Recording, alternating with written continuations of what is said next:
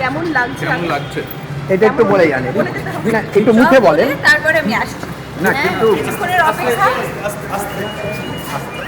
বলছি এরকম একটা অভিজ্ঞতা, এই প্রথম বিধানসভায় আসছেন এবং এরকম একটা দিনে একেবারে প্রার্থী হয়ে। অসাধারণ লাগছে, কারণ এটা একটা বিশাল বড় দায়িত্ব, অনেক অনেক অনেক মানুষের দায়িত্ব এবং সবাইকার কাছ থেকে আশীর্বাদ চাইবো যেন মানুষের উপকারে আমি কাজে লাগতে পারি, মানুষকে সাহায্য করতে পারি, তাদের ভালো রাখতে পারি, তাদের জন্য ভালো করতে পারি, দেশের সেবায় আমি সক্ষম হতে পারি, সফল হতে পারি, এটাই আমি প্রার্থনা করি। এর আগে কখনো বিধানসভায় এসেছেন? আসার সুযোগ হয়নি। থ্যাংক ইউ সো এই মাচ। প্রথমবার? থ্যাংক ইউ, প্রথমবার।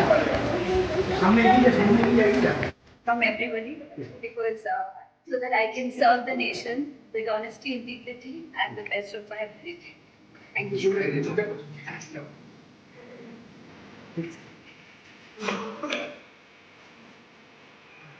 জয় নিশ্চিত। বলছি আমি দিচ্ছি না, হ্যাঁ। জাস্ট জানাচ্ছি কেমন লাগছে এই মানে দারুণ অভিজ্ঞতা। এই এখন তো মানে যাত্রা শুরু হলো, খুব ভালো লাগছে, ভীষণ ভালো লাগছে।